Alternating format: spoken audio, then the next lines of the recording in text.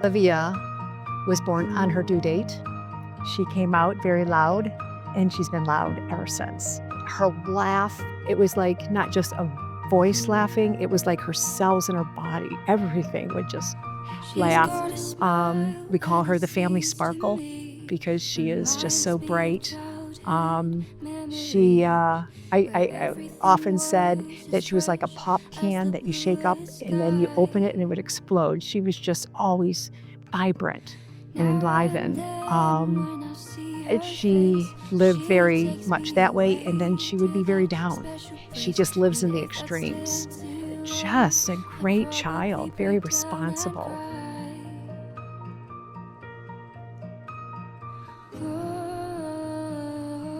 Sweet child of mine. Oh, sweet love of mine.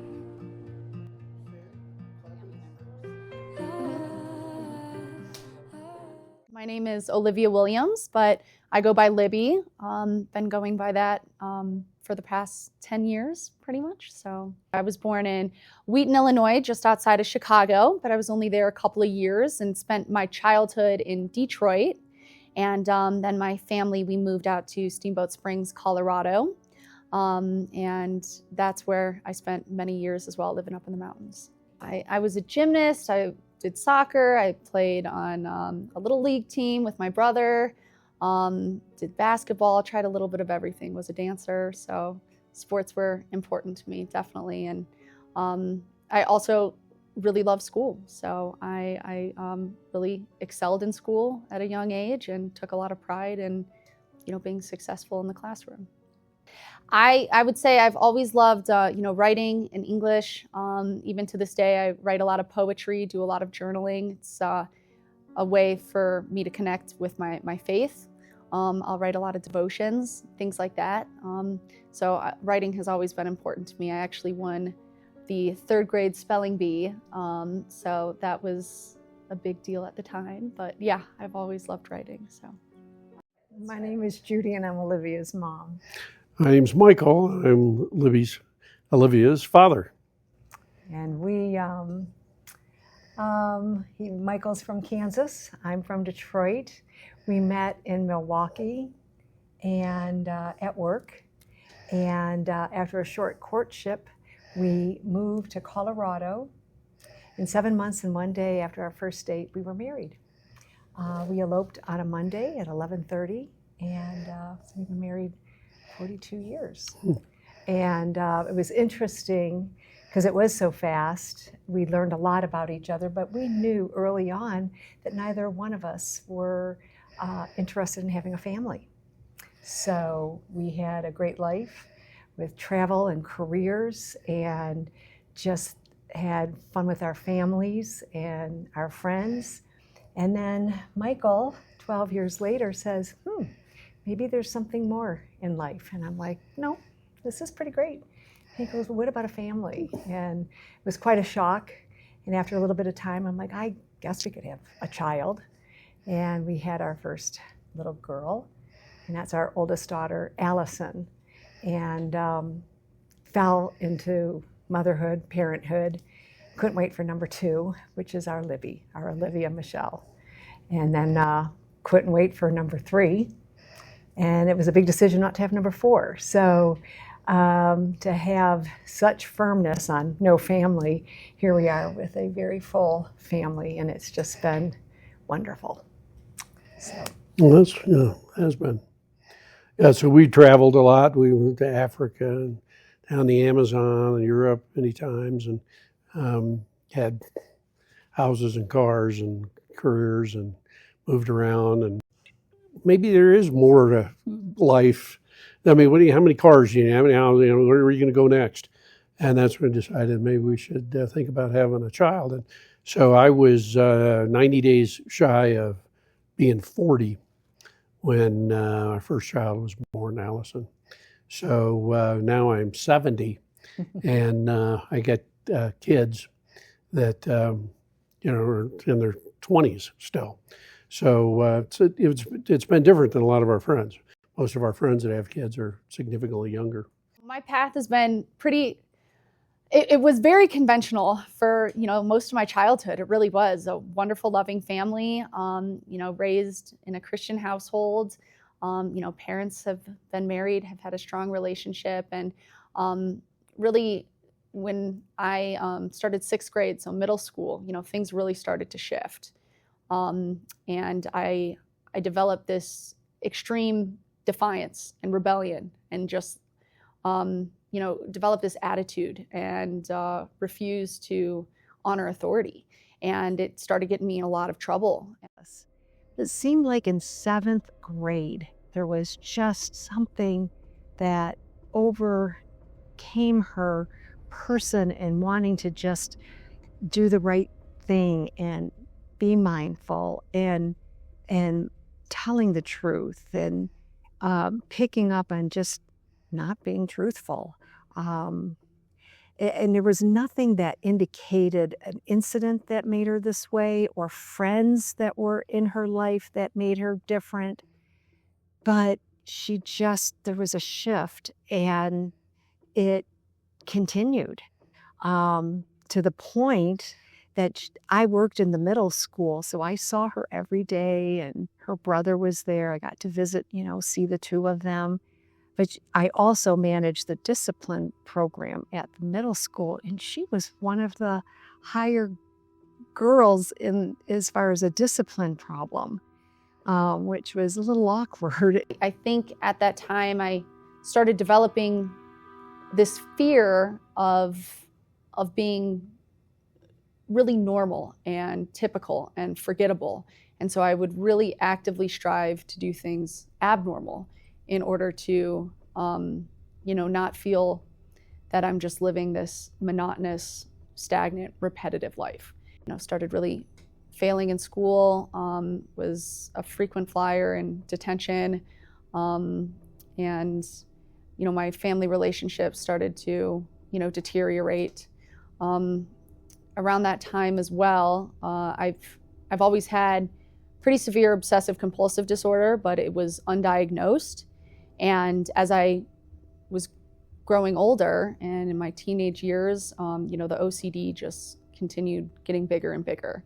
So that became really crippling as well. I would say, even to this day, although, my OCD is manageable and, I take medication to assist with, making it manageable. Everything in my life has a ritual associated to it. Everything. Doesn't matter how big or small. It can be putting a pen down on a table. There's a ritual associated to that. And I can function today, but when I was in those middle school years, I think the rituals became so loud and intrusive that it prevented me from doing anything. So I became very unhygienic and really stopped caring. It was like a fear of enduring the ritual because it was so intrusive, so intense. I just refused to do anything, schoolwork, cleaning up, taking care of myself. It really became pretty crippling. But it got to the point where we had pulled her out of the public school and had her go to a Christian school. We were just trying to find something that was more settling for her. Well, I traveled extensively for work, really almost all week, every week for years. Sometimes get home really late Friday and leave Sunday. So I didn't, I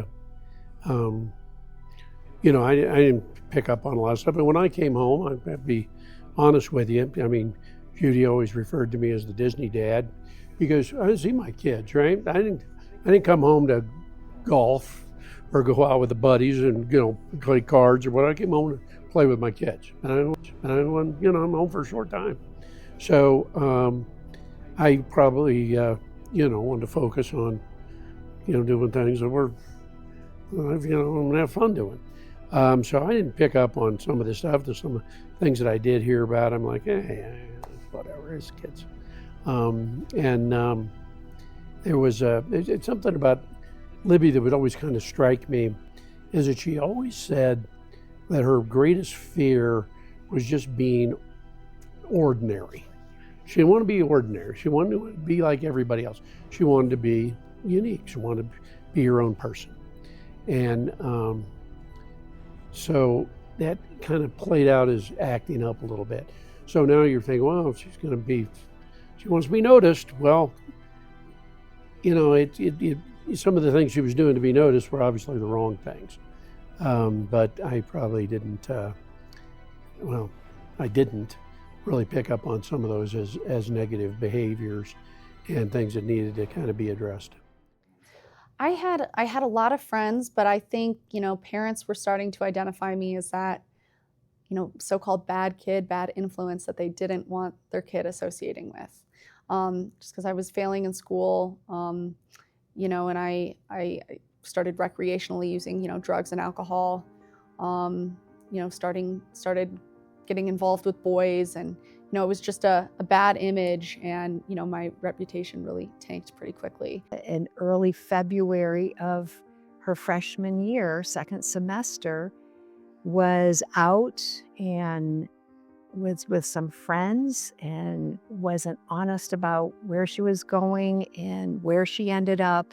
And that's when she had her, I just say she just got very, very hurt. And that kind of is what made her change after that. But it was this buildup of her change with her just not wanting to honor adults, not wanting to follow the rules. And it eventually caught up with her one night. You know, my first few years in Steamboat were wonderful. It was kind of a fairy tale. We lived in a beautiful home. We were skiing all the time. You know, great friends, just really a different lifestyle. But I do think living in a small town had an impact in that maybe there were fewer kind of outlets in a way. So that did kind of exacerbate some of my tendencies to start rebelling, that kind of small town feel. And I saw that with some other students and kids as well. So it wasn't all that uncommon. But what was uncommon was, you know, starting the recreational drugs and alcohol and that spiraling into, you know, hardcore addiction. And, you know, things were kind of trending in the same direction, you know, not really doing that well in school, still, you know, having rebellion issues. But what really was a pivotal moment was one night, it kind of was the night that my light turned off. You know, I went dark, and it's when I was sexually assaulted, and almost overnight, you know, I went from, you know, this vibrant person to someone who was suicidal and lost, and you know, fell very hard into addiction almost immediately.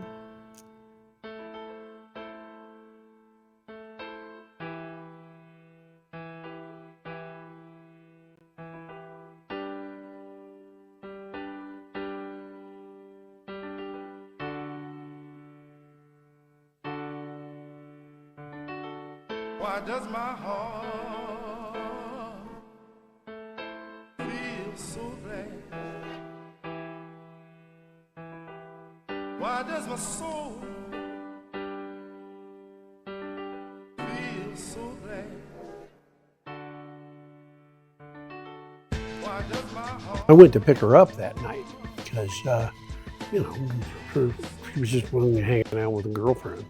But it didn't turn out that way, and I would go to pick her up, and it was at that point that I realized that we got really a problem. I fell on my knees praying to God that this was not gonna turn out as badly as it might. And it was, that is the slap in the face. It makes you say, you know, this is a problem, and this could go on either way here. And unfortunately, the way that it went after that was pretty quickly deteriorated. And Libby mentally was having a very hard time coping. I became, I just felt like, you know, I became like The Walking Dead in a way. I was almost mute, barely spoke. I really started hearing voices and started documenting words in a journal of what the voices told me I was. And they were just wretched words, worthless, just unworthy, despicable, dirty. And I would, in this journal, just pages of, descriptive words for what these voices were telling me I was. And, at one point, my mom felt prompted to look in my backpack, and she found this journal. And that's when, my parents took action shortly after, finding that journal. And there was a therapist who I had been seeing, and she reported to my parents that, she feared I was unsafe and that I was going to take my life. And I was even distributing gifts to family members as kind of a goodbye. It almost felt like I was overtaken by a demon in a way, It's just I was void of life and light. I just was not sleeping. I was just trying to check that nothing was going to happen to her. And we realized with our other 2 kids and our schedule with Michael's travel, we had to do something. And that's when we decided to have her go into second nature. I wasn't catching this. We weren't catching this on our own. There was just no evidence of seeing drugs and seeing, people hanging around that weren't what we thought we'd have indication of. So anyway. I was really probably in denial. I was in denial about it. Come on, let's snap out of it kind of thing, let's go to a ball game or something. Let's get over this. Hey, it's bad, but tomorrow's a new day, right? Let's what do we have to do to move forward?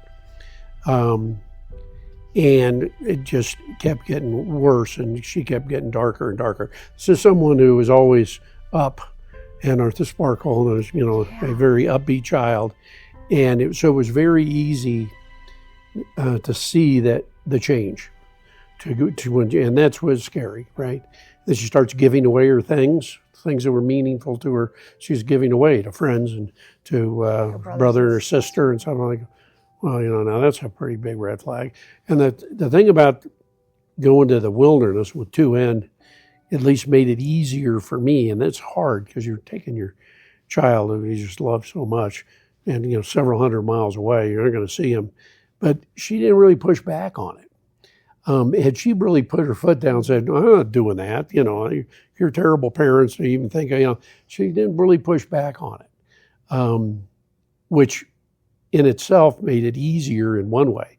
That really jump-started about a decade of being sent away to treatment. My first treatment experience was in the wilderness of Utah, and by wilderness I mean there was no sign of civilization whatsoever. I lived out of a 50, 60-pound backpack for 59 days. I didn't even know where I was. I was driven to Utah, and then someone drove me out to this undisclosed location in the wilderness, and there are all these girls who are burly and dirty and living out of backpacks. And of course there were counselors there as well. It's hard to really describe. And it was really brutal. I was there during the height of winter and summer. So the conditions were excruciating, and it's designed to be like really one of the most extreme forms of treatment, and at the time I can truly say it did save my life. It did. I kind of rediscovered my faith because I could not depend on myself in that environment. I had to depend on God. It was so extreme. And I rediscovered my faith there, rediscovered my light, and it really saved my life. I remember, this was in the wintertime, she left, and there was I had Christmas lights out on some in our yard. And when she left, the Christmas lights were still on. And I said, I'm not taking them down until she comes home. She left. This last thing she saw was Christmas lights. I said, I'm leaving these Christmas lights up until she comes home. Well, it was months later. I've got Christmas lights on. Yeah. And I also remember that I'd look up and it said in the stars, Steam is a beautiful town. And it's at night, the stars are, it's like it's a show in the sky. It's so beautiful. So you're looking up at the stars and you see the full moon. And I'm looking up there and I'm thinking, there's my daughter in a sleeping bag somewhere looking up at the same moon. So I can talk to her through kind of this medium like that. And it was extremely difficult. I will say one thing, they recommended her staying longer and going through this other transitionary kind of program. Afterwards, it's been several months. And she says she's ready to come home when we went to visit her. And I'm saying, all right, come on home, you're well. You've got this fixed. And Judy's like, not so sure. Well, she was right and I was wrong. But at the time you want to, she wants your child to come home. So it was advised by, the counselors that, hey, Libby needs to go to aftercare. The adjustment of going from the wilderness back home is just too extreme. Like the likelihood of success is very low. And my parents, they just believe, no, she's cured. We have our daughter back. They wanted me to come home and I wanted to go home too. And so I went home and really felt like a freak of nature. I mean, I still made a tent outside in my parents' yard and slept outside on the lawn because I was uncomfortable sleeping indoors in my bed. Still wore my clothes from the wilderness. I still, it's called busting fires with, sticks and ropes. And I really felt like a freak of nature. And, to cope, I fell back into my, old defiant, rebellious ways and really way worse than I was before. Discovered just harder and harder drugs. And, very quickly, my life was in shambles again. How old were you at this time? I was 15. So 15. And so after, I returned from the wilderness, tried, immersing myself back into normal life, into school, and failed miserably. My parents then said, all right, we're leaving Steamboat. We need, a fresh start. And so they uprooted our lives and we moved to Colorado Springs. And I did 1 week at a public school before, I was caught, passed out on the front lawn due to getting high and, missing school. I don't even know if I reported to class there. I was just a disaster. And that continued then the cycle of being sent away to treatment. And that continued on for about 10 years. We just dropped her off. She agreed to go into rehab. Michael and I were so relieved because it was rough what we were dealing with her, that she was safe. At least she was in somebody else's hands and safe. We decided to go to a movie. We were living down here, but we were just like, dropped her off, she's safe, and we just needed to clear our heads. We went to a movie. I don't even know what movie it was. So we're driving ready to go back to Colorado Springs, and I just said, what if we just went by the place and just make sure she's there? I guess I just wanted to believe, yes, she is in a place and being safe. We pulled into the rehab place, and I looked out the window and I says, Michael, I think that's our daughter. He goes, well, go. And I just jumped out of the car, and it was just somebody with a hoodie on, and it is 10 o'clock at night, walking down the side street. There's no way that I knew that it was my daughter. I didn't see anything. Michael sees nothing. Again, God had us go there. And I see out of the side of the window, so I climb up this embankment and I'm yelling, Libby, Libby, Libby. And she turns around and goes, what are you doing here? And I'm like, well, what are you doing out here?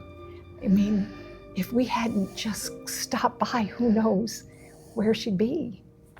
We had just moved to Colorado Springs and she went to school. I wake her up one morning and all her bed sheets were outside her window. Her two-story window out of her bedroom, and she left during the night. We've been in this town 3 weeks, didn't even know a soul, and she's gone. And again, I go to the high school, and the vice principal stayed with us all day, drilling these boys that she was hanging around, and finally broke somebody to say, yeah, we know where she is.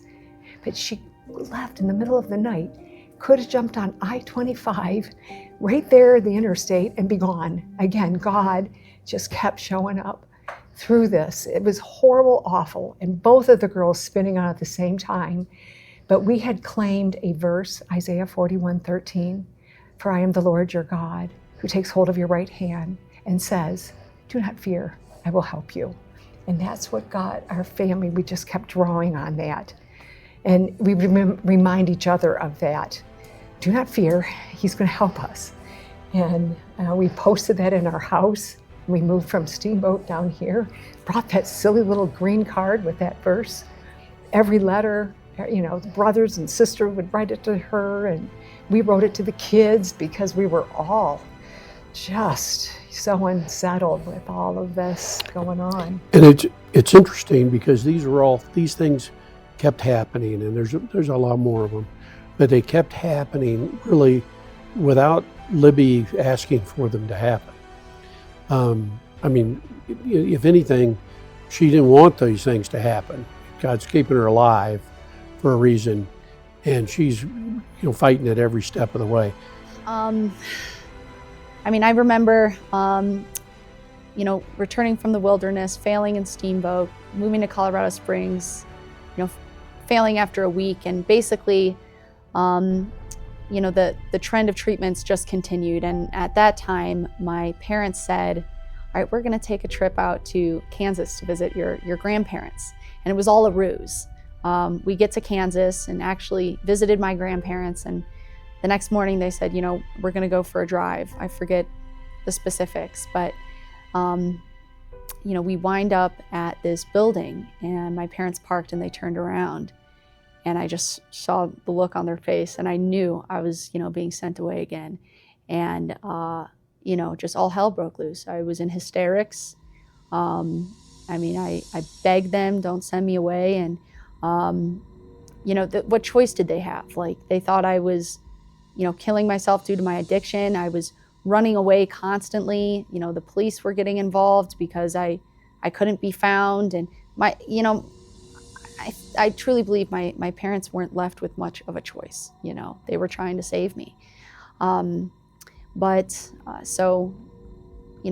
continued going to treatment, and this particular facility, really, I think, caused more harm than good. It was a lockdown facility. I was shackled and cuffed for a period of time. I was put on silence where I couldn't speak for 30 days. The place threatened that if I didn't comply, that they would take away privileges to speak with my parents. They withheld letters from my parents. It was pretty excruciating. But again, I found myself in a dire situation like I was in the wilderness, and I turned to God. God is the only explanation for how I endured that. Eventually, I was pulled out of that place and immediately went to another treatment facility and was there for, I believe, a year until getting kicked out. And that's also a theme, that I just was getting kicked out of all of my treatment facilities. Oftentimes, places would say I was beyond their scope. They couldn't help me. They'd say, we don't have the resources to support her. And when I reached the age of 18, I finally decided, okay, I'm done with treatment. And this was the first time in a very long time that I actually said, I'm coming back to Colorado, I'm coming home, because I had the authority to make that decision. I was no longer a minor. I wasn't forced to be in treatment. And, came back home and, discovered even harder drugs. I got involved with, a very risky relationship, and he introduced me to, shooting up heroin before I, had been using pills and amphetamines, abusing alcohol, and then, prescription opiates. But this was the first time I had used heroin. And I mean, if I thought I was dark before, it was incomparable to what I started experiencing then. Actually, it was the first time I ever shot up heroin. I overdosed, and I woke up in a bathtub with freezing cold water pouring over my face from the shower. And I woke up and I was in excruciating pain because my boyfriend at the time had like violently beat me to try to wake me up. And because I had overdosed and he thought I had died. And for several weeks after that, I deliberately didn't see my family because I was covered in bruises. And it was just and what's so despicable and almost impossible for me to believe, but within 10 minutes, I'd say, of regaining consciousness, I shot up again. So, and that's the nature of the disease. It's demonic.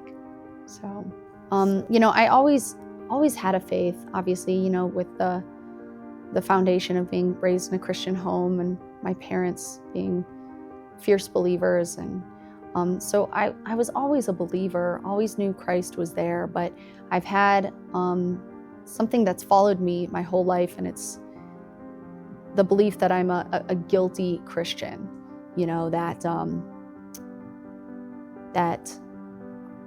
I'm guilty because I've always felt like kind of a hypocrite. Like I'll preach faith and God, but I wasn't walking the walk. I wasn't upholding what I was, preaching to others. And because of this overwhelming feeling of guilt, I really turned away from God. Also because I knew that if I repented of my sins at the time, it was pretty meaningless because I knew I would sin again. I would just commit those same sins again. So I had this whole complex of feeling very guilty, feeling like a hypocrite, feeling like I couldn't achieve forgiveness because I was just going to continue committing the same sin. So I was very dark, and God was very distant in my life at that time. Every single lie that tells me I will never measure up.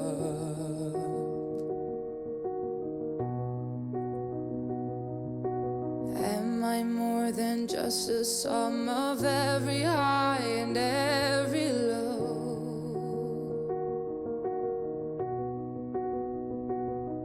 Remind me once again just who I am, because I need to know. Well, treatment continued. I mean, in total, over the course of 10 years, experienced 16 treatment programs, ranging from obviously the wilderness, lockdown facilities, psych wards, hospitals, dual diagnosis, sober living, intensive outpatient. I mean, everything imaginable. And so that theme just continued. That, I left the boyfriend, and the addiction, continued. My life continued to spiral to such a point that, my parents would then intervene and send me away to treatment.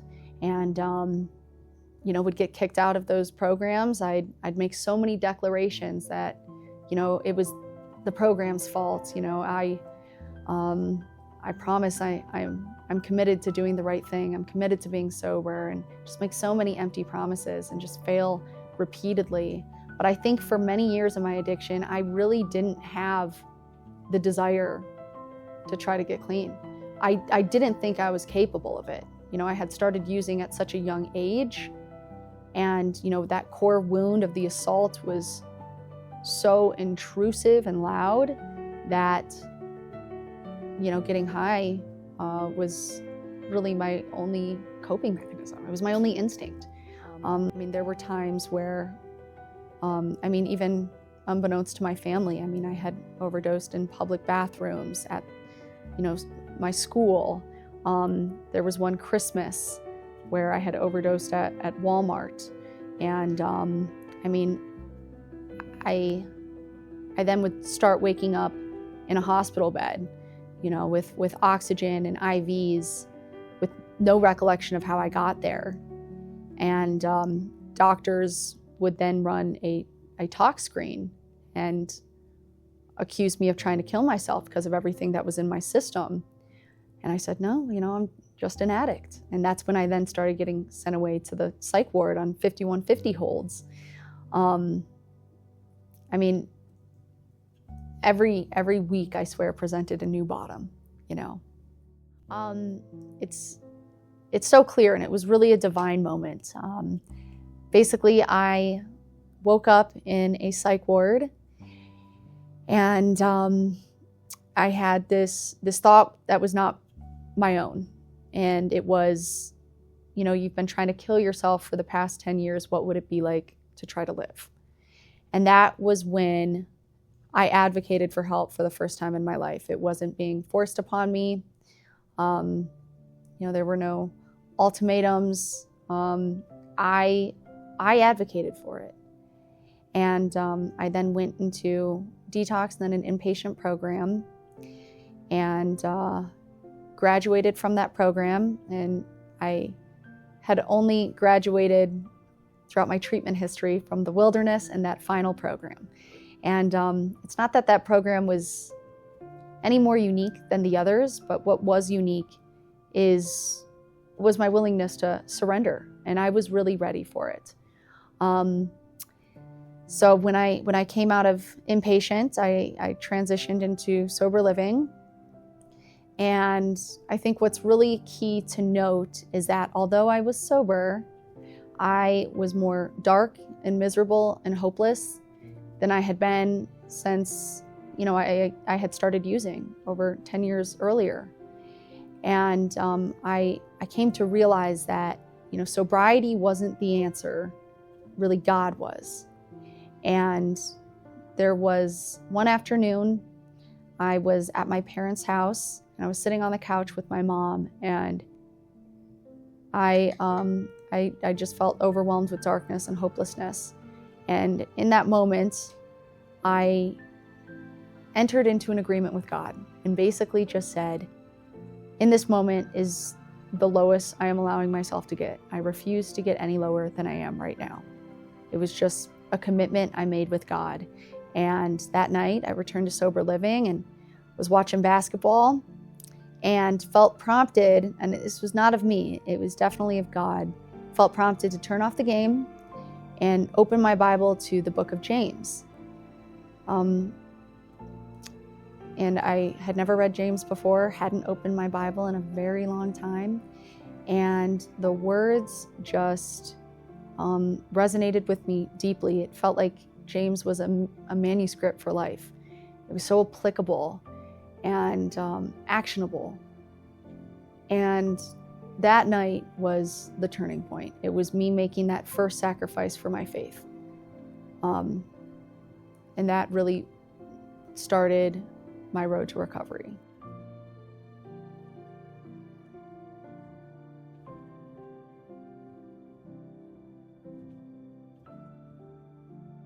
All throughout my addiction, all throughout my life, even before my addiction, my parents have had a vast network of people and close friends and faith-filled people in our lives. And especially during my dark times, my mom reached out to everyone to be in prayer. And there was a very lengthy prayer chain across the country. And for many years, it bothered me because I felt like she was airing my business to people who didn't know my business. But now I realize, these prayers really probably kept me alive. So I think, after I had this moment, I didn't even realize, after I had read the book of James and, made that first small sacrifice for my faith, I don't think I realized that, wow, this is the turning point. It didn't occur to me until later. But I did start pretty quickly feeling, the light come back into my life. It still took time to restore relationships and rebuild trust. But I did feel like, God's hand was divinely over all of that.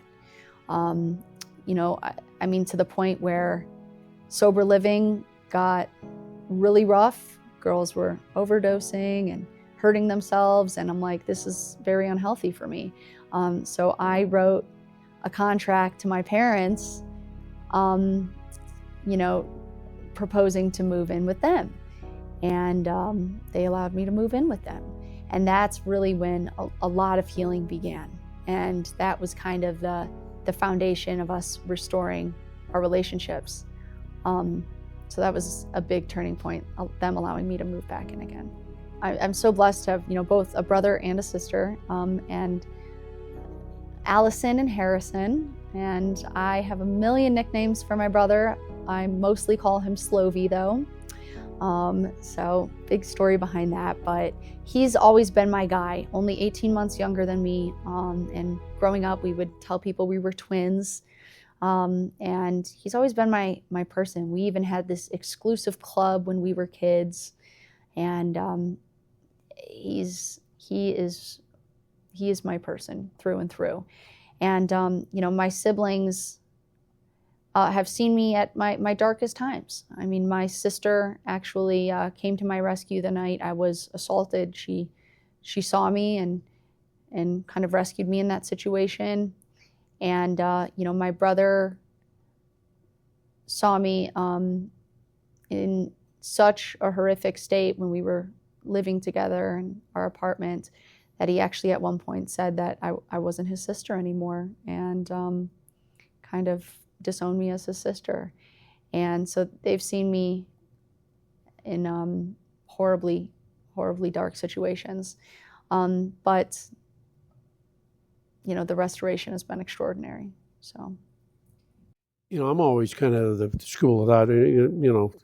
No one's going to get any better till they want to get better, right? You got to want it, and then God will help you, right? God will be there, but you got to ask Him. Well, I didn't have to ask Him in these cases. God came intervened many times to save her life, and then when she was ready, finally, He was there to say, okay, now you're ready. Now let's get this done. But she would have never made it that far without His intervention repeatedly.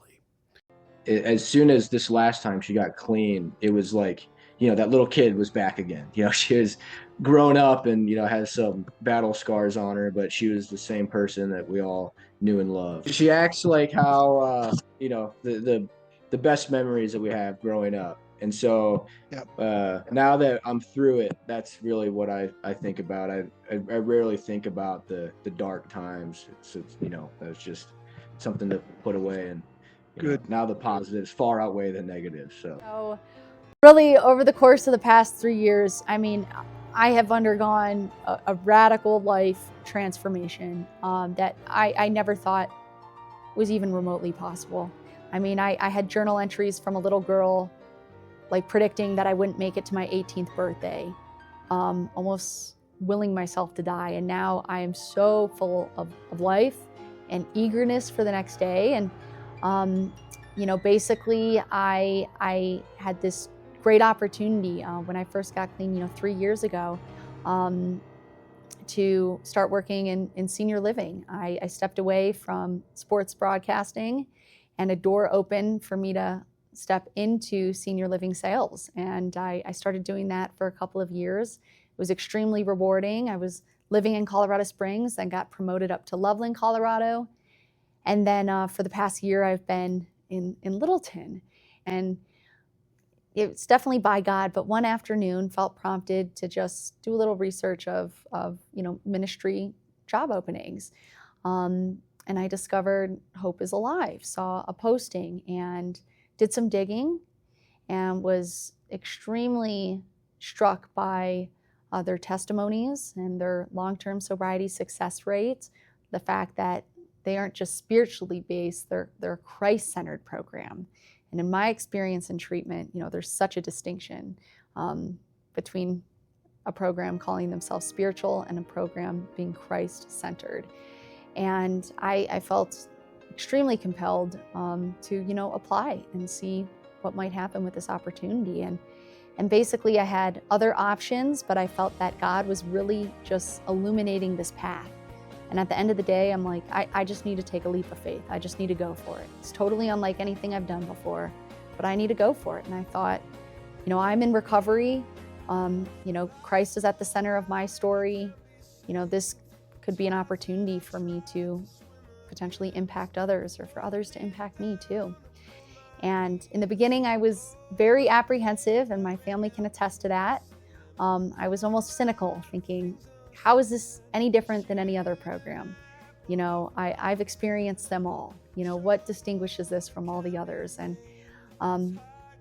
the more firsthand exposure I've had with the residents, the program managers, the staff, it has become unmistakably clear that, you know, Christ is just working wonders through this ministry. I am the Community Development Coordinator for Colorado Springs, so responsible for cultivating relationships and fundraising, of course, and house to speak or share their testimony. And someone from the community provides a meal every week, but really just, you know, supporting the recovery homes in any way that I can.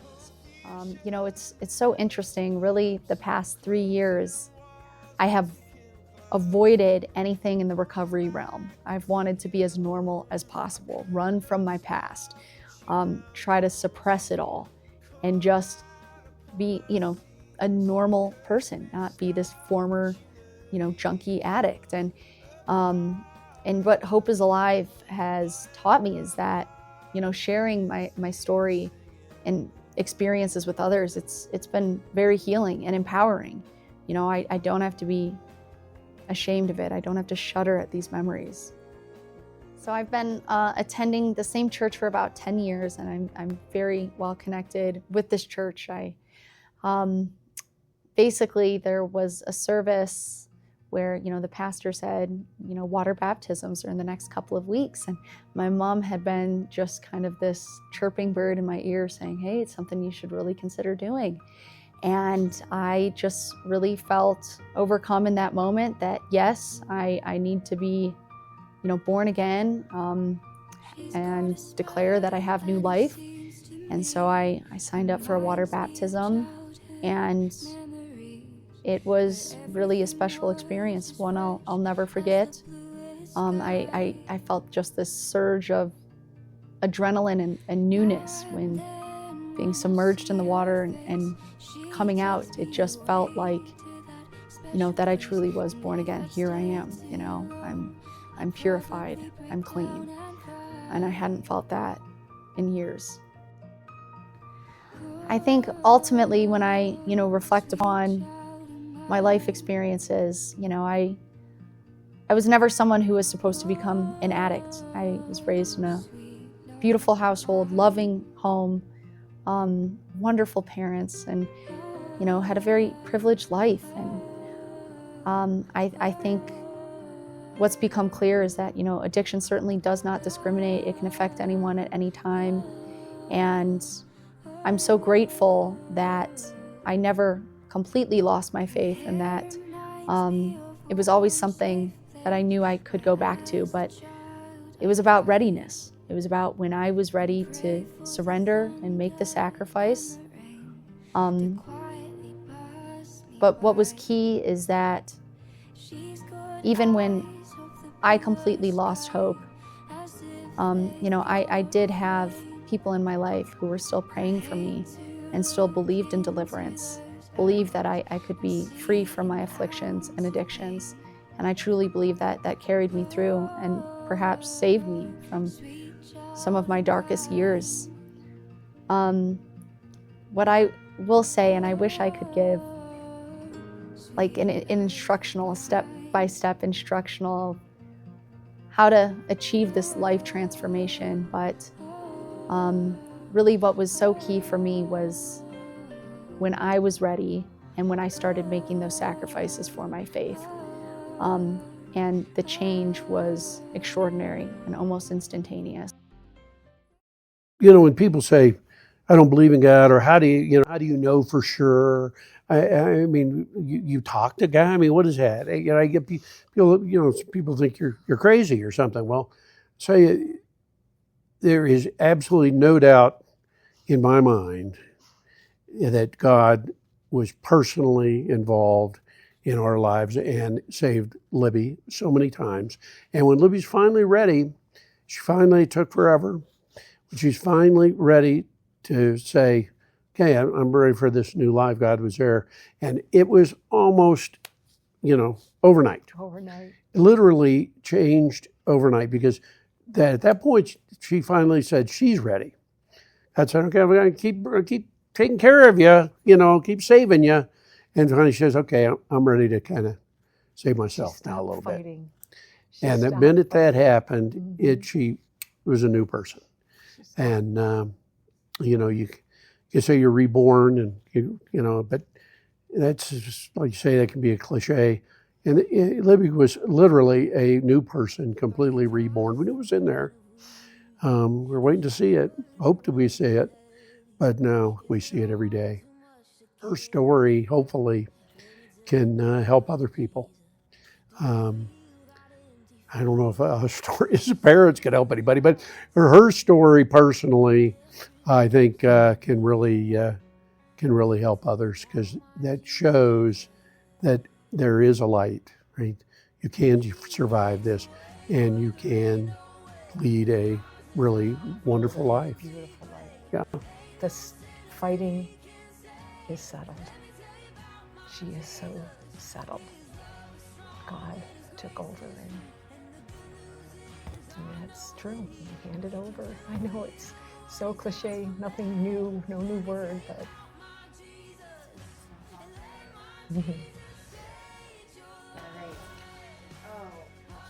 Wow.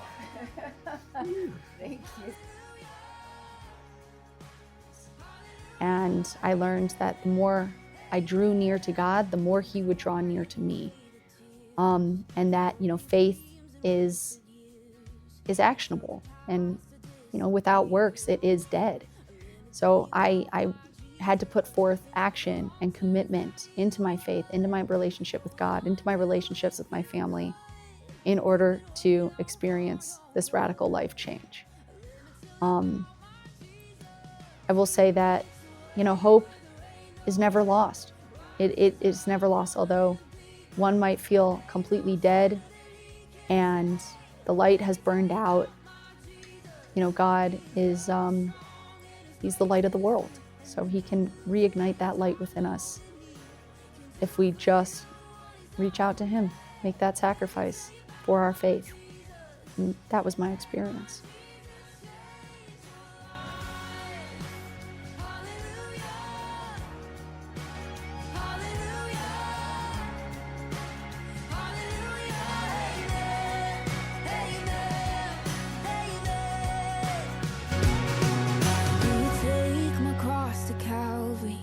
Pay the price for all my guilty.